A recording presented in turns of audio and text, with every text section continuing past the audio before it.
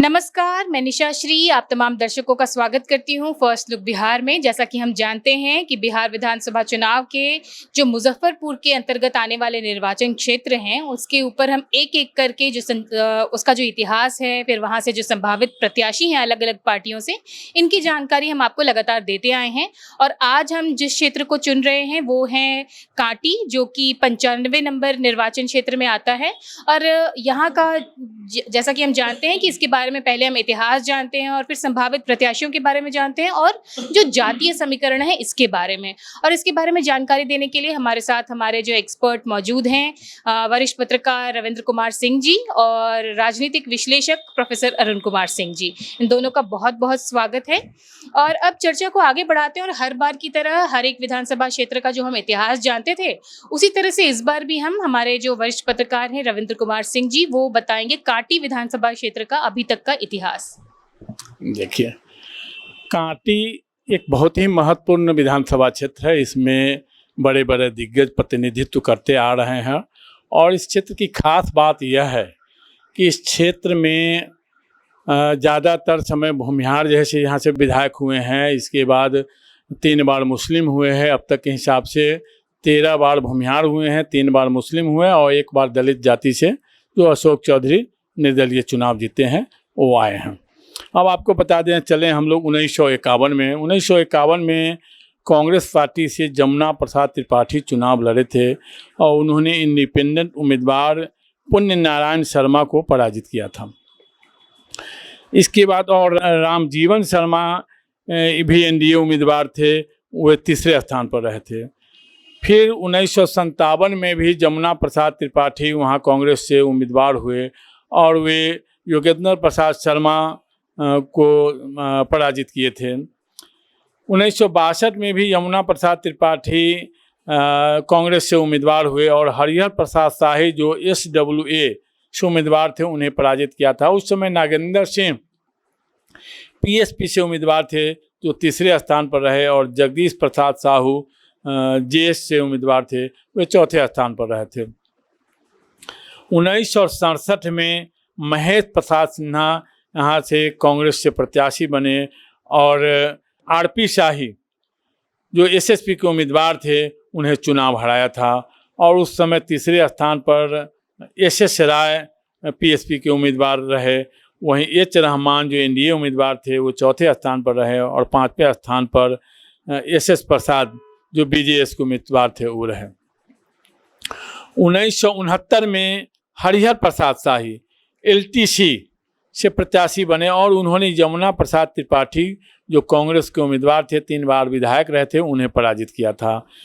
फिर 1972 में शंभू शरण ठाकुर कांग्रेस के उम्मीदवार बने और उन्होंने भुवनेश्वर राय को पराजित किया।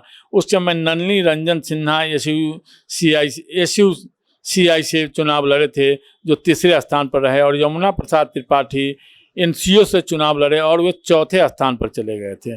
और उसमें योगेंद्र प्रसाद शर्मा जो BJS से उम्मीदवार बने वे 5वें स्थान पर और फिर जो हरिहर प्रसाद शाही विधायक बने थे वो 6ठे स्थान पर चले गए थे। अब हम आते हैं 1977 में।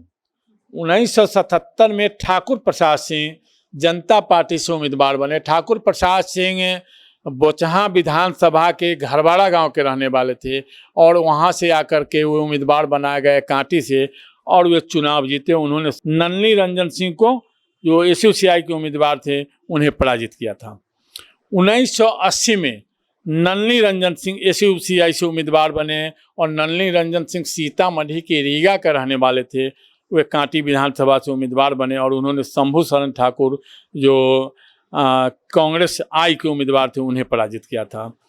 फिर 1985 में नलिनी रंजन सिंह SUCI से उम्मीदवार बने और उन्होंने तारकेश्वरी सिन्हा जो LKD से उम्मीदवार थी उन्हें पराजित किया था। 1990 में फिर नलिनी रंजन सिंह जनता पार्टी से उम्मीदवार हो गए और उन्होंने शंभू शरण ठाकुर जो INC से उम्मीदवार थे उन्हें पराजित किया था। अब 1995 में पहली बार वहाँ से मुस्लिम जाति के लोग विधानसभा पहुँचे हैं। मुफ्ती मोहम्मद कासिम जो जनता पार्टी से उम्मीदवार, जनता दल से उम्मीदवार बने, उन्होंने अजीत कुमार जो कांग्रेस के उम्मीदवार थे उन्हें पराजित किया था। वर्ष 2000 में फिर वहाँ से गुलाम जिलानी वारसी आरजेडी से उम्मीदवार बने और दूसरे स्थान पर वहाँ एजेबीपी से अजीत कुमार उम्मीदवार बने थे, उन्हें पराजित किया था। और तीसरे स्थान पर हरिंदर कुमार रहे थे। इसके बाद फरवरी 2005 के चुनाव में अजीत कुमार एलजेपी से चुनाव लड़े और उन्होंने मोहम्मद जमाल जो सीएनजी से उम्मीदवार थे उन्हें पराजित किया था। और उस समय अरविंद कुमार सिंह जो बीजेपी के उम्मीदवार थे वे तीसरे स्थान पर रहे थे। इसके बाद 2005 के अक्टूबर माह के चुनाव में फिर से अजीत कुमार जनता दल यू से उम्मीदवार बने और उन्होंने मोहम्मद हैदर आज़ाद जो राजद के उम्मीदवार थे उन्हें पराजित किया था। वर्ष 2010 के चुनाव में अजीत कुमार फिर जनता दल यू से उम्मीदवार बने और उन्होंने मोहम्मद इसराइल मंसूरी जो आरजेडी के उम्मीदवार थे उन्हें पराजित किया था। और अशोक चौधरी इंडिपेंडेंट उम्मीदवार थे जो 29,768 वोट लाए थे और तीसरे स्थान पर रहे थे। वहीं फिर 2015 के चुनाव में अशोक चौधरी इंडिपेंडेंट वहाँ से चुनाव लड़ गए और अजीत कुमार हम पार्टी से जो जीतनराम मांझी की पार्टी थी हम उनसे चुनाव लड़े थे और करीब 9,000 कुछ वोटों से वहाँ पराजित हुए थे। जबकि राजद के मोहम्मद परवेज आलम तीसरे स्थान पर रहे और उन्हें 47,050 वोट आया था। वर्ष 2020 के चुनाव में इसराइल मंसूरी जो पहले उप मुखिया थे फिर उससे मुखिया बने, उसके बाद जो है से आरजेडी ने उम्मीदवार बनाया और वे चुनाव जीते थे। उस समय अजीत कुमार निर्दलीय चुनाव लड़े और निर्दलीय चुनाव लड़े तो अजीत कुमार 54,149 वोट लाए थे। उस समय जदयू के उम्मीदवार मोहम्मद जमाल को 25,891 वोट आया। जबकि लोजपा से जो उम्मीदवार बने थे विजय प्रसाद सिंह वह भूमिहार जाति से थे और 18,093 वोट लाए। अजीत कुमार को भूमिहार जाति के वोटों में विजय प्रसाद सिंह के सेंधमारी के कारण पराजय का मुंह देखना पड़ा था। और नीरा देवी थी जो एक दलित पासवान जाति से आती थी, इंडिपेंडेंट चुनाव लड़ी और उनकी अपनी जातीय चाहे लोकल स्तर पर मजबूत पकड़ होने के कारण उन्हें निर्दलीय 9,885 वोट लाई थी और वो 5वें स्थान पर रही थी। तो यही यहाँ का पुराना इतिहास है। तो ये जो कांटी विधानसभा क्षेत्र है वहाँ पे अभी तक जो 17 बार चुनाव हुए हैं उसमें कौन कौन से उम्मीदवार खड़े हुए, किसने किसको कितने वोटों से हराया, ये जानकारी अभी हमको मिल गई। तो ये जो इस बार जो 18वां चुनाव होगा विधानसभा का, इसमें जो संभावित प्रत्याशी हैं अलग अलग पार्टियों से, इसकी जानकारी देंगे हमारे जो राजनीतिक विश्लेषक हैं प्रोफेसर अरुण कुमार सिंह। देखिए, अभी जो कांटी विधानसभा क्षेत्र का आपने इतिहास देखा, कांटी विधानसभा क्षेत्र मुजफ्फरपुर से सटा हुआ विधानसभा क्षेत्र है और यूँ कहें कि मुजफ्फरपुर का विस्तार अब कांटी तक हो गया है तो कोई अतिशयोक्ति नहीं होगी। और वहाँ थर्मल पावर है। अब वो नगर पंचायत भी, कांटी नगर पंचायत भी बन चुका है। और वहाँ जो लोग चुनाव लड़े हैं वे लोग कुछ को छोड़ के सब लोग बिहार मंत्रिमंडल के सदस्य रहे हैं और एक से एक दिग्गज लोग वहाँ चुनाव लड़े हैं। बाहर से भी लोग आके चुनाव लड़े हैं और कम मार्जिन से भी लोग चुनाव वहाँ जीतते रहे हैं। अगर आप, जैसा कि आपने देखा कि लगभग 1990 तक वहाँ एक जाति जो भूमिहार समाज है, भूमिहार ब्राह्मण समाज है, उसी जाति के उम्मीदवार जीतते रहे। आपने देखा कि शुरुआती 3 विधानसभा में जमुना प्रसाद त्रिपाठी चुनाव जीते। उसके बाद फिर आपने देखा कि 1967 में महेश प्रसाद सिंह जो दिग्गज बिहार के राजनीतिज्ञ थे और श्री बाबू के दाहिने हाथ थे, जो पहला मुख्यमंत्री जो हुए डॉक्टर श्री कृष्ण सिंह, उनके दाहिने हाथ थे, वे 67 में कांटी से चुनाव जीतते हैं। फिर ठाकुर प्रसाद सिंह जो बिहार के शिक्षा मंत्री हुए, रामदयालु सिंह कॉलेज के मैथमेटिक्स के प्रोफेसर थे, वे भी, उनका कोई कांटी में घर नहीं था, लेकिन उस समय जो है सो 1977 की जनता लहर में वो चुनाव लड़ते हैं और वहाँ चुनाव जीतते हैं। लेकिन आप देखेंगे कि फिर उसके बाद से 3 बार लगातार 90 तक नलिनी रंजन सिंह वहाँ चुनाव जीतते हैं। SUCI वहाँ बहुत ही मजबूत पकड़ वाली पार्टी थी उनके समय में, और फिर बाद में वो SUCI छोड़ देते हैं और फिर जनता पार्टी से उनकी होते हैं। लेकिन 95 के बाद स्थिति वहाँ बदली है, और 95 में पहली दफ़े एक नन भूमिहार मुस्लिम चुनाव जीते हैं। तो उसके बाद आप देखिए तो आपको लगेगा कि अब वहाँ मुस्लिम भी चुनाव जीत रहे हैं, और 3 मुस्लिम बारी बारी से अलग अलग 3 मुस्लिम उम्मीदवार वहाँ चुनाव जीते हैं। और उसी तरह से 3 बार वहाँ इंजीनियर अजीत कुमार भी चुनाव जीते हैं। तो इस तरह से, और एक बहुत बड़ी बात है कि कांटी एक ऐसा विधानसभा क्षेत्र है जिसमें कि एक पासी समुदाय से आने वाले अशोक चौधरी, जिनके वोट, जिनकी जाति की संख्या वहाँ बिल्कुल बहुत कम है, वे भी वहाँ पर इंडिपेंडेंट चुनाव जीतते हैं 2015 में। तो इस तरह से एक कांटी का बड़ा अजीबोगरीब वोटिंग का पैटर्न रहा है। अब हम लोग आते हैं यहाँ पर कि 2020 में क्या हुआ। तो 2020 में जैसा कि अभी रविंद्र बाबू ने बताया कि वहाँ लगभग 10,000 वोटों के अंतर से इजराइल मंसूरी चुनाव जीतते हैं और मंत्री भी बनते हैं। और ये बिहार सरकार के मंत्री भी वो बनते हैं, और उनसे निकटतम प्रतिद्वंदी उनके इंजीनियर अजीत कुमार होते हैं। तो और इंजीनियर अजीत कुमार को जो वोट मिल रहा है वो इंडिपेंडेंट की हैसियत से उनको वोट मिल रहा है, वो किसी दल के उम्मीदवार नहीं हैं।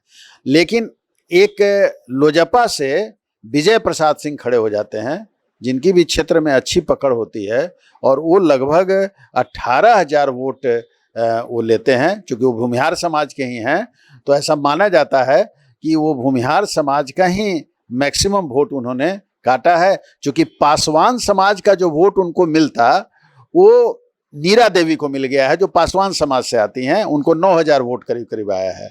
तो इसका मतलब बड़ा स्पष्ट है कि पासवान का वोट पासवान जाति के साथ रह गया, वो विजय प्रसाद सिंह के साथ नहीं गया, लोजपा के होते हुए भी, रामविलास पासवान जी की पार्टी के होते हुए भी। तो इसका मतलब ये है कि अजीत कुमार की जो हार हुई है, वो हार हुई है जो भूमिहार वोटों में बंटवारा हुआ है उसके कारण हुई है। अब जो निश्चित रूप से राजद की वो सीट है, और राजद के कैंडिडेट जो हैं ये इजराइल मंसूरी जी, वो बहुत ही मिलनसार लोग हैं। बहुत नीचे से वो उप मुखिया बने थे, फिर मुखिया के किसी कारण से इस्तीफा हो गया था तो वो मुखिया भी हो गए, और बहुत नीचे से उठकर वो आगे बढ़े हैं। बहुत मृदुभाषी हैं, बहुत सौम्य हैं, लोगों से मिलने जुलने वाले हैं। लेकिन एक जो अभी लोकसभा का चुनाव जो पिछला हुआ, उसमें राजद वहाँ बहुत बड़े बहुमत से हार गई चुनाव, और वहाँ चुनाव जीत गई बीना देवी, जो लोजपा की कैंडिडेट थी और NDA की कैंडिडेट थी। तो इसका एक उन पर उसका ये लोगों का कहना है कि साहब कहीं ना कहीं उन्होंने पूरे मन से RJD कैंडिडेट जो थे मुन्ना शुक्ला, उनको मदद नहीं किया। तो ये मामला है। लेकिन फिर भी सीटिंग गेटिंग की जो स्थिति बनती है उसमें निश्चित रूप से वो प्रबल दावेदार हैं, और RJD निश्चित रूप से अगर सीटिंग गेटिंग के फार्मूले पर चलेगी तो निश्चित रूप से इजराइल मंसूरी को टिकट वो देगी। फिर दूसरे जो RJD से, पहले हम लोग RJD का ही ले रहे हैं, तो दूसरे जो RJD के उम्मीदवार हैं वो हैदर आज़ाद हैं। हैदर आज़ाद जी पार्टी में काफ़ी सक्रिय हैं, और 2005 के अक्टूबर का जो चुनाव हुआ था उसमें वो दूसरे स्थान पर रहे थे, यानी निकटतम प्रतिद्वंदी वो थे। तो इस तरह से हैदर आज़ाद काफ़ी लोकप्रिय हैं, क्षेत्र में वो बराबर बने रहते हैं और जनता की समस्याओं को उठाते रहते हैं, तो वो भी RJD से हैं।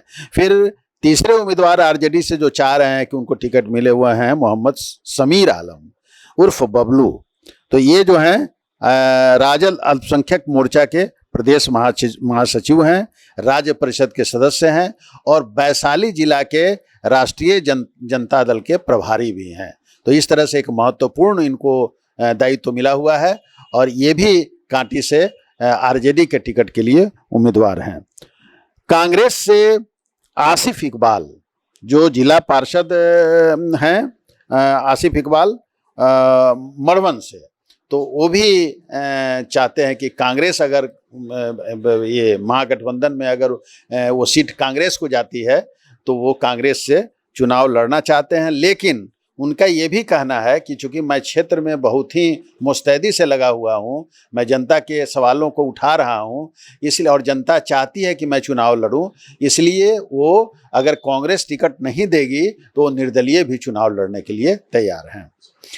उसी तरह से अब हम आए भाजपा की ओर, तो आप जैसा कि जानते हैं कि भाजपा के सबसे प्रबल दावेदार इंजीनियर अजीत कुमार हैं, क्योंकि लोकसभा के चुनाव में उनको पार्टी में लाया गया था और पार्टी में उनको लाने में मुख्य योगदान जो ये मंत्री हैं नित्यानंद राय, जो केंद्रीय मंत्री हैं, होम मिनिस्टर हैं, उनका बहुत बड़ा योगदान था। और ऐसी उस समय चर्चा चल रही थी कि उनको वैशाली से लोकसभा का टिकट भी दिया जाएगा, लेकिन वैशाली का लोकसभा टिकट उनको नहीं दिया गया।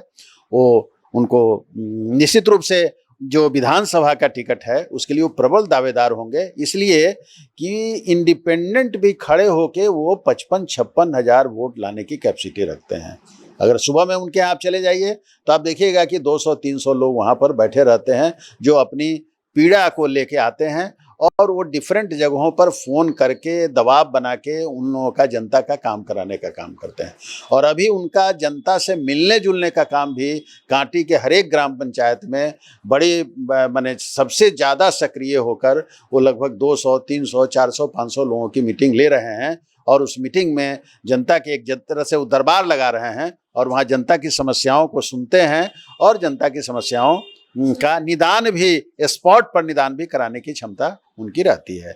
तो इस तरह से वो एक प्रबल दावेदार हैं। जैसा कि मैंने बता भी दिया है कि वो चुनाव काफ़ी कम वोट से 10,000 वोट से वो पिछला चुनाव जो है सो वो हार गए हुए थे। उसी तरह से अब अरविंद कुमार सिंह हैं।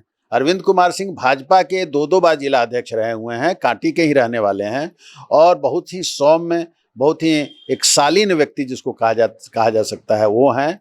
और एक एफिलिएटेड कॉलेज में वो राजनीति विज्ञान के प्रोफेसर भी हैं। उनकी बहुत ही अच्छी छवि है। वो भी भारतीय जनता पार्टी में बरसों से वो लगे हुए हैं और जैसा कि मैंने बताया कि वो महत्वपूर्ण पदों पर भी रहे हैं, तो वो भी भारतीय जनता पार्टी से टिकट के उम्मीदवार हैं। ये भी जो अरविंद कुमार सिंह भी जो हैं वो भूमिहार जाति से आते हैं।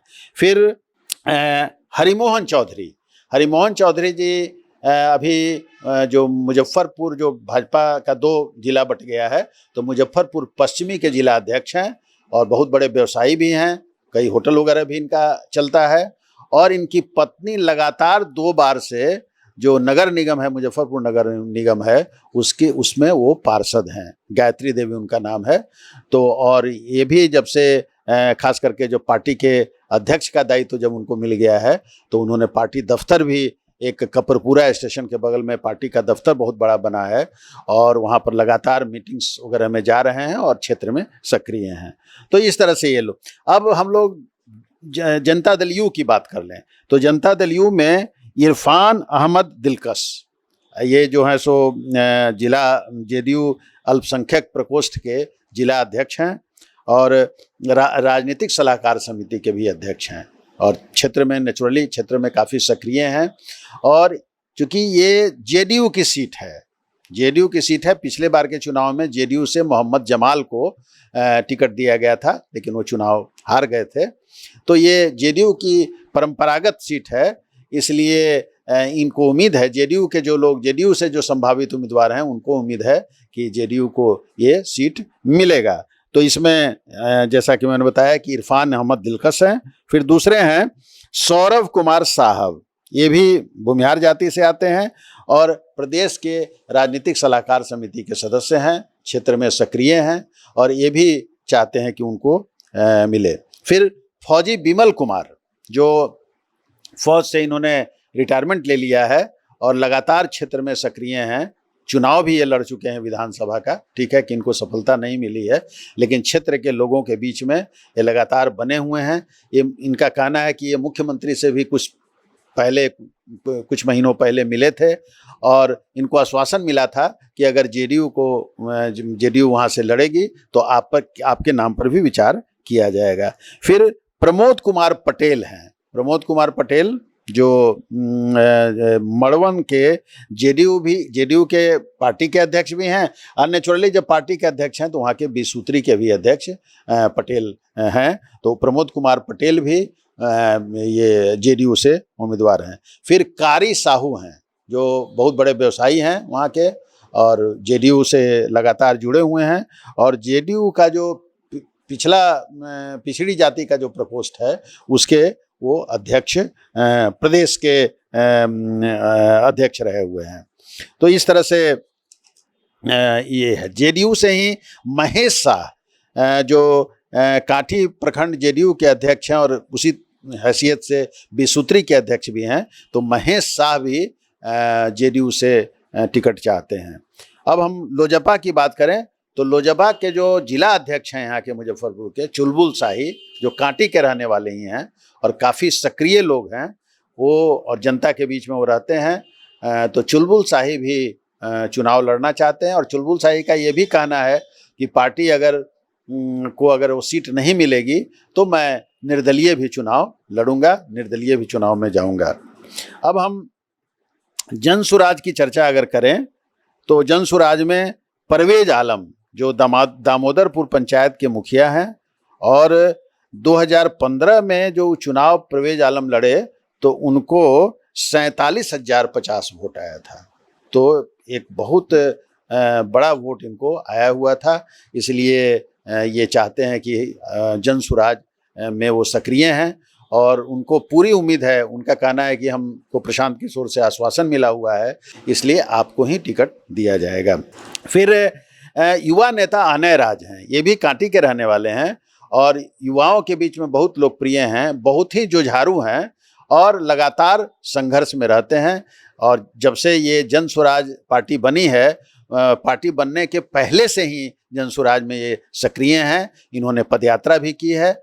तो ये बहुत युवा हैं और एक बार ये चुनाव भी किसी दूसरी पार्टी से ये चुनाव भी लड़ चुके हैं, लेकिन उस चुनाव में इनको सफलता नहीं मिली है। लेकिन इनको कांटी में सब लोग इनके नाम को जानते हैं। तीसरे जो उम्मीदवार हैं वो सुदर्शन मिश्रा जी हैं। सुदर्शन मिश्रा जी बहुत ही अच्छे वक्ता हैं, अपनी बातों को रखने की उनमें अद्भुत कला है। और जनसुराज के वो पहले तो पश्चिमी प्रखंड अध्यक्ष थे, लेकिन बाद में उनको एलिवेट करके उनको जिला का महासचिव बनाया गया हुआ है। और पार्टी जनसुराज पार्टी में मुजफ्फरपुर में सबसे ज़्यादा सक्रिय अगर कोई एक व्यक्ति माना जाता है तो सुदर्शन मिश्रा माने जाते हैं। तो सुदर्शन मिश्रा अपने भी मुखिया रह चुके हैं कई बार, और अभी उनकी पत्नी मुखिया हैं, तो क्षेत्र में उनकी पकड़ भी है। इसलिए उनका मानना है कि जनसुराज जब टिकट की बात करेगा तो उसमें हमारे नाम पर ही उसको विचार करना होगा। फिर जनसुराज में ही डॉक्टर संतोष कुमार हैं जो कांटी में सक्रिय हैं और जनसुराज से जुड़े हुए हैं, और वो भी काफ़ी जनता के बीच में घूम रहे हैं। और वो भी, उनका भी मानना है कि जनसुराज हमको टिकट दे सकती है। ये पासवान समाज से आते हैं। सुदर्शन मिश्रा जी, मिश्रा टाइटल जरूर है लेकिन भूमिहार समाज से ही आते हैं, और संतोष कुमार पासवान समाज से आते हैं। तो इस तरह से लगभग अभी करीब करीब जो संभावित उम्मीदवार हैं उनकी सूची है, लेकिन इसमें कुछ उम्मीदवार और भी आ सकते हैं, और आगे चल के कुछ उम्मीदवार इसमें से जब पार्टी जब पार्टी निर्णय ले लेगी तो नेचुरली कुछ उम्मीदवार इसमें से हट भी जा सकते हैं। तो ये है कांटी विधानसभा क्षेत्र से जो संभावित उम्मीदवार हैं अलग अलग पार्टियों से, और आपने जाना कि किस तरह से उनकी पैठ बनी हुई है अपने अपने इलाकों में। लेकिन कुछ बातें हैं जो कुछ संभावित प्रत्याशी हैं और उनकी इंडिविजुअल कुछ बहुत इंटरेस्टिंग बातें हैं, जिसके बारे में बताएंगे हमारे वरिष्ठ पत्रकार रविंद्र कुमार सिंह जी।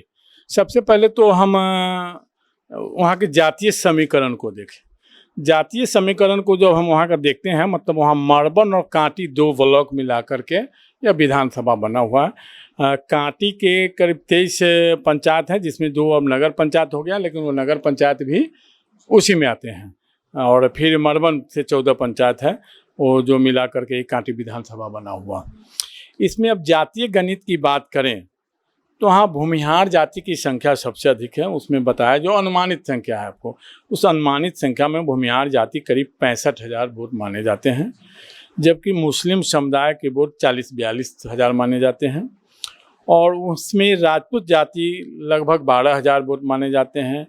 ब्राह्मण समुदाय के भी करीब 10,000 वोट वहाँ बताया जाता है। वहीं लाला जाति, जो अब लाला जाति कुछ शहरी क्षेत्र भी जुड़ गया, जो कांटी शहर से जुड़ा हुआ है और नए नए लोग आकर के बसे हैं, इसलिए लाला जाति की भी संख्या लगभग 7,000 के आसपास वहाँ बताया जाता है। कोयरी और कुर्मी जो कुशवाहा बताया जाता है, दोनों मिला करके करीब 20,000 वोट वहाँ बताया जा रहा है। वहीं जो दलित में राम समाज के लोग आते हैं, उनका वोट सबसे अधिक है, करीब 30,000 वोट राम समाज का बताया जाता है। और पासवान समाज से भी करीब 20,000 वोट है वहाँ। अन्य भी दलित जाति के वोट हैं, जो मिला करके हमको लगता है करीब 60,000 के आसपास दलित जाति की वोट वहाँ है, सब मिला करके। फिर यादव जाति की वोट वहाँ करीब 14,000 है। नुनिया जाति भी लगभग 18,000 वहाँ है। और वैश्य जाति के भी वोट करीब 25,000 वहाँ जैसे माने जाते हैं। और उसी में लगभग 14-15 हज़ार के लगभग सहनी वोट भी वहाँ पर हैं। और आपको बता दें, और भी कई जातियां हैं जिसकी गिनती लोग नहीं करते हैं, उनको जोड़ करके, जैसे लोहार हो गए, कुम्हार है, कहार है, हजाम है, तमोली है, मतलब कई जाति हैं। वो जातियां सब अति पिछड़ी जाति में जो आते हैं, उनकी भी संख्या 60 से 65 हज़ार वहाँ जो है। अब हम बात करें जो संभावित उम्मीदवार के बारे में, हमारे राजनीतिक विश्लेषक प्रोफेसर अरुण कुमार सिंह सब बता ही दिए हैं सबके बारे में। लेकिन जहाँ तक पूर्व मंत्री अजीत कुमार के बारे में बताया गया, तो अजीत कुमार जो बताया जा रहा है, जिस ढंग से वो तैयारी कर रहे हैं, जिस तरह से क्षेत्र में बने हुए हैं, और पार्टी गठबंधन के बीच टिकट वैसे तो बंटवारा किसी का है नहीं, बंटवारा सीट जीतने के हिसाब से पार्टियां अपना सीट तय करती है। कैंडिडेट का भी आदान प्रदान होता है। कई बार मान लीजिए अगर कोई सीट जदयू के कोटे में है, अगर भाजपा के कोटे से उम्मीदवार मजबूत है, तो उन्हें टिकट दे करके जदयू में शामिल कराया जाता है। तो यह कोई बात नहीं है, लेकिन वहाँ सबसे मजबूत उम्मीदवार एनडीए में अजीत कुमार माने जाते हैं। यहाँ तक चर्चा, क्षेत्र में तो यहाँ तक की चर्चा है कि अगर अजीत कुमार को एनडीए अगर उपेक्षित करता है, तो उस स्थिति में कांटी नहीं, मुजफ्फरपुर के 11 विधानसभा सीट पर इसका कोई प्रभाव पड़ सकता है। मतलब इतनी मजबूत पकड़ वहाँ अजीत कुमार बनाए हुए हैं। हालांकि सभी उम्मीदवार अपने आप में कमज़ोर नहीं है, सब उम्मीदवार अपने आप में तैयारी कर रहे हैं। और पार्टियां क्या करती है, किसे अपना उम्मीदवार बनाती है, तो उसके ऊपर है। लेकिन हर एनडीए को खासकर जो देखा जा रहा है, अगर एनडीए इस बार जातीय समीकरण को ठीक से बना करके उम्मीदवार को अगर नहीं लाया, तो एनडीए को हमको लगता है इस बार बहुत बड़ा नुकसान हो सकता है। तो अभी तक जो बताए गए आंकड़े हैं, जो जातीय समीकरण है, उसके हिसाब से जो हमारे विशेषज्ञ हैं वो यही विश्लेषण करके बता रहे हैं कि अगर सही समीकरण, जो सही कैंडिडेट प्रत्याशियों का जो होता है कि किसको किस क्षेत्र में से चुनाव लड़वाया जाए, अगर इस बिंदु पर पार्टियां ध्यान नहीं देंगी तो कुछ पार्टियों को बड़ा नुकसान हो सकता है। इसके अलावा जो बातें अभी जातीय समीकरण को लेकर के कहीं, इसमें प्रोफेसर अरुण कुमार सिंह की क्या विचार हैं, ये जानते हैं। देखिए, जैसा कि मैंने कहा कि कांटी विधानसभा क्षेत्र जो है वो थोड़ा सा अनप्रेडिक्टेबल रिजल्ट देता है। और एक बार तो वहाँ पर ऐसा हुआ था कि जो उम्मीदवार जीते थे उनकी जमानत भी जब्त हो गई थी। मतलब जो जितना वोट आना चाहिए था उतना वोट नहीं आया। ये अलग की बात हुई कि वो चुनाव जीत गए, माने 1-2 हज़ार का सबका मार्जिन था और उसमें चुनाव जीते थे। तो इस तरह से रहा है। और बाहर के लोग भी चुनाव जीते हैं, कांटी के लोग भी चुनाव जीते हैं। लेकिन एक बात जो रविंद्र बाबू कह रहे थे उसमें ये है कि जब से वहाँ अजीत कुमार आए हैं, उसके बाद अजीत कुमार लगातार वहाँ सक्रिय रहे हैं और वहाँ पर काफ़ी जनता से जुड़ने का काम, और उनका जो है सो सिर्फ अपनी जाति में प्रभाव नहीं है, बल्कि कभी कभी तो ऐसा लगता है कि अपनी जाति से ज़्यादा प्रभाव पिछड़े, अति पिछड़े और दलित लोगों के बीच में, मुस्लिम लोगों के बीच में भी उनका अच्छा खासा प्रभाव है। भारतीय जनता पार्टी से टिकट मिलने के बावजूद भी कुछ मुस्लिम वोट भी उनका मिलेगा, जो उनके एकदम माने उनके जो करीबी वोट्स हैं। लेकिन जैसा कि आप देख रहे हैं, उसमें ट्रेंड देख रहे हैं कि मुस्लिम लोग भी 3 अलग अलग लोग जीते हैं। तो ऐसा भी हो सकता है कि राजद आरजेडी उम्मीदवार अपना बदल दे, क्योंकि आप देख रहे हैं कि ट्रेंड जो है उसमें है कि कोई दोबारा नहीं जीता है, तो उम्मीदवार भी बदल सकता है। और उम्मीदवार बदलने पर स्थिति थोड़ा सा बदल जाती है, बहुत तरह की बात हो जाती है। तो ये है, ये भी संभावना है, ये भी ये हो सकता है कि लेकिन जो मैं बार बार इस बात को कहता हूँ कि कहीं ना कहीं अंत में जाके, जो अभी हम लोग बहुत सारी पार्टियों को देख रहे हैं, समझ रहे हैं, उसके बारे में उम्मीदवार भी लोग सामने में हैं, लेकिन अंत में जाके आप जैसे आपने देखा अभी कन्हैया कुमार का बयान आ गया, दिल्ली से बयान आया है कि साहब इसमें क्या है, मुख्यमंत्री का उम्मीदवार तो जो सबसे बड़ा दल है उसी का जो जीतेगा वो होगा, तो तेजस्वी यादव ही होंगे। तो कहने का मतलब ये है कि जो कांग्रेस अभी तक कह रही थी कि नहीं साहब हम उम्मीदवार की घोषणा ही नहीं करेंगे और हम चुनाव जब हो जाएगा तब हम तय करेंगे, अब धीरे धीरे उसके नेता लोग जो हैं अलग अलग बयान दे के तेजस्वी यादव को महागठबंधन का नेता मान रहे हैं। माले वगैरह ने तो पहले ही मान लिया है।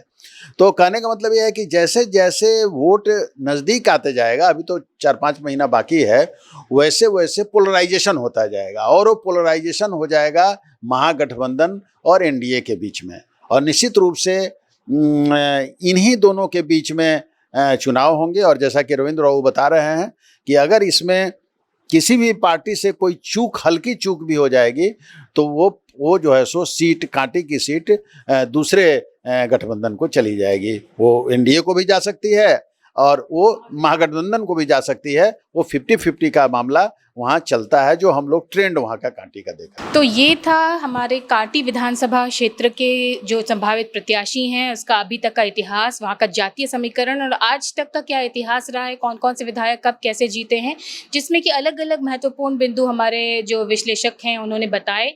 और साथ ही ये भी बताया कि किस तरह से जो पार्टियां हैं वो अगर जातियों का समीकरण बिठा करके अगर वो अपने उम्मीदवार नहीं खड़ा करती है तो वो किस तरह से तीसरा ही परिणाम लेकर के आता है, यानी कि जो संभावित पार्टियां हैं उनके प्रत्याशी ना जीत करके कोई तीसरी पार्टी जीत जाए।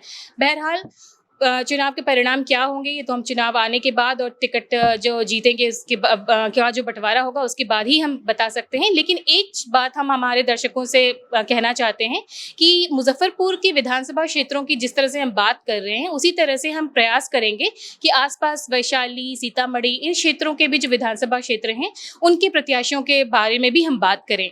तो मैं दर्शक जो देख रहे हैं मैं उनसे ये अपील करना चाहूँगी कि जो हमारे फेसबुक पेज पर नंबर दिया गया है उस पर संपर्क करके जो संभावित प्रत्याशी हैं उनकी जानकारी आप फोन पर दे सकते हैं अपने फोटो के साथ, ताकि जब भी हम आपके विधानसभा क्षेत्र के बारे में यहाँ पे बताएं तो उसमें आपके संभावित प्रत्याशी का नाम फोटो के साथ हम डाल सकें।